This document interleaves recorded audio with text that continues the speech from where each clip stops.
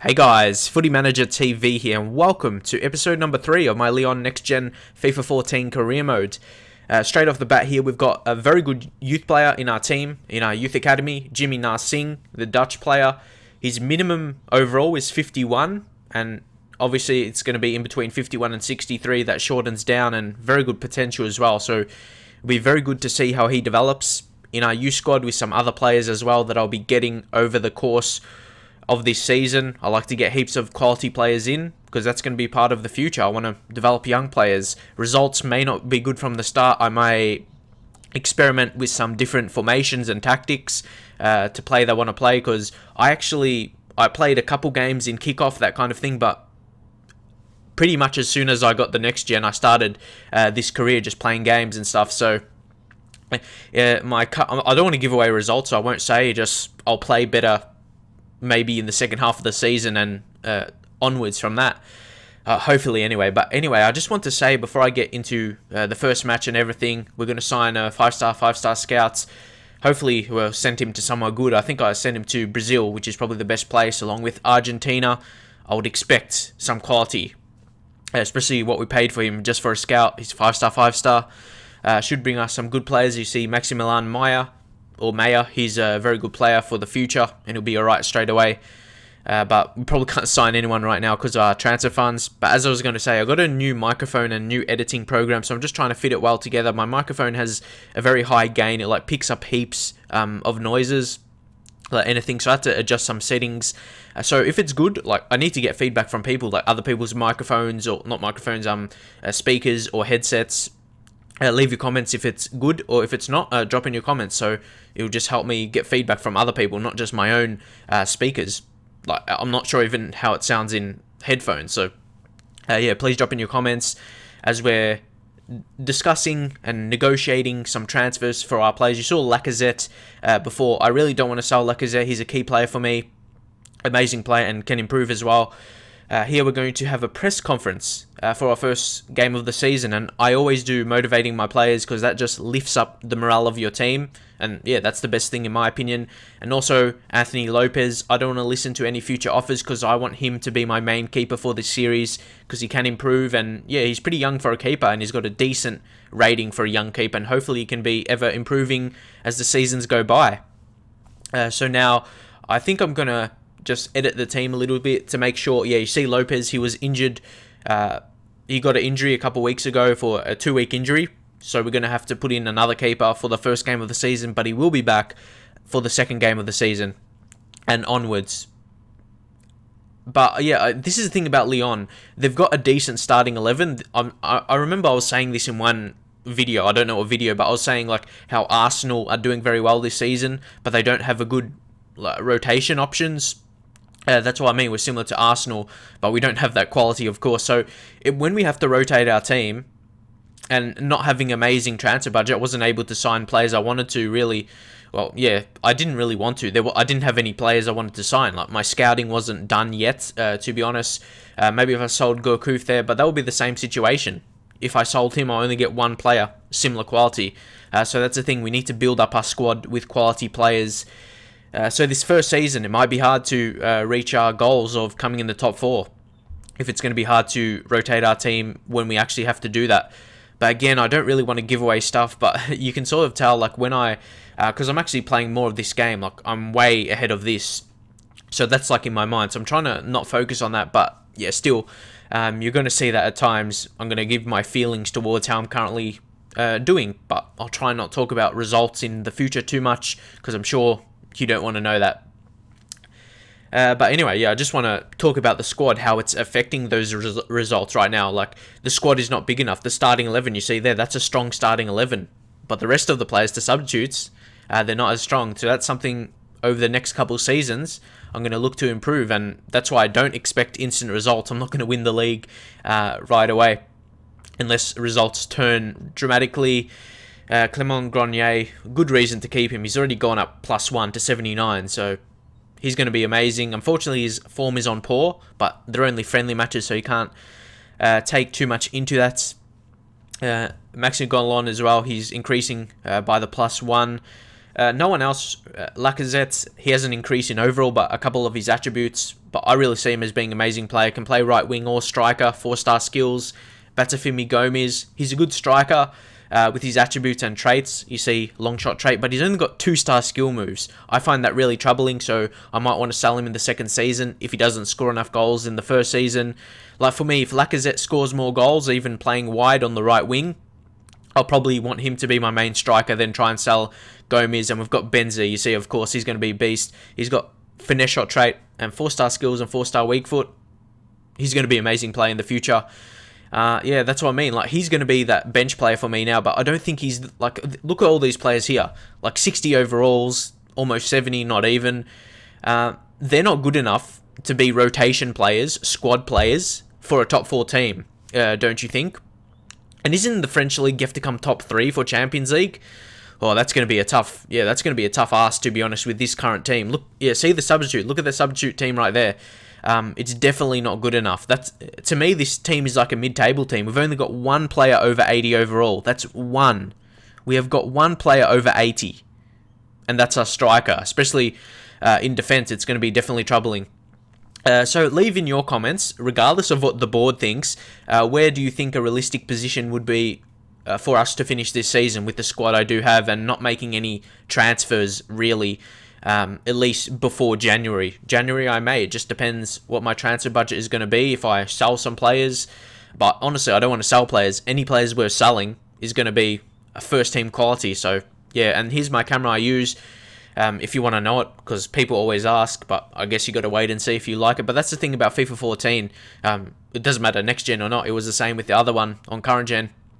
Different stadiums, the camera looks different. So yeah, sometimes you're not going to get the same setting. It just, yeah, if you try my settings and you don't get it, it just sometimes it depends on the stadium. So here I'm just going to do. I don't usually show all of this intro stuff during a game. I like to do it maybe start of the season and maybe a Port and Cup game or something. It depends while I'm playing. Sometimes I just want to skip and play. I'm sure many of you are the same. You see on the bench there, that's not Gomez. He looks like him. That's Kone, the central back, or central defender, I should say. The centre back, he's a good player. I'm still learning my players, who's my best players in the team, and that's the thing. Like, I went straight into this, like I said before. I didn't play too much kickoff games. I played a couple, but more or less I went straight into the career. And of course, we're playing our young goalkeeper, Deforney, young Belgium goalkeeper. I think he's 17. So hopefully he can grow in our team. We've got a few young keepers, a couple we send out on loan, and I think I should keep one in case we get injuries, because I sold the other older keeper. But as I said, Anthony Lopez is going to be our starting goalkeeper for the majority of this career, unless we sign someone better. But right now we're getting into the first highlight of the game. You see Gomez, he actually pushes a lot into midfield. I'm not sure if that's just me, but look, he's not even in his position right now. And Gourcuff, a very tricky player, as you can see there, trying some skills, puts the ball in. Umtiti has actually made a run from centre-back to get in there and almost scored. He got it on target at least. Gourcuff coming in once again. Got it on target. You can't ask for more than that. If you don't score, if you can get it on target and win a corner, that's all good for me. And taking the corner set piece again, didn't really. I've noticed corners are harder on next gen. You can't score as easily, or maybe it's just my poor corner taking. Not sure. Gonalon as well. He's a central defensive midfield and he's getting in the box, which is always good to see. But maybe not if we lose the ball, like here, and they counter well. But you see Grenier. I love Grenier in the team because him, of course, both him and Gourcuff, they're attacking players, attacking midfielders, but they're pretty tall as well. I think they're both like 6 foot. As Brion takes on a shot there and wins yet another corner. Unfortunately, we haven't really taken our chances from the corner so far. Gourcuff putting in, and it's really poor. I don't think the corner was that poor. We couldn't win headers. That's a big trouble for me so far. They're having a chance here. They put the ball through. I have no idea how to say this guy's name. Savančić, or no, I have no idea. Anyway, they're moving on into the box, and yep, I thought originally, I actually thought that was a penalty. If you see there, I thought that was going to be a penalty, because to me it looked like he was in the box and I fouled him. Not sure what other people think, but anyway, they tried a free kick there, but it was well saved by a keeper. I thought we would concede. I thought for sure we would have conceded right here for now. especially having a lower rated keeper. When you have a low rated keeper, I'm always scared I'm just going to concede some BS goal right there.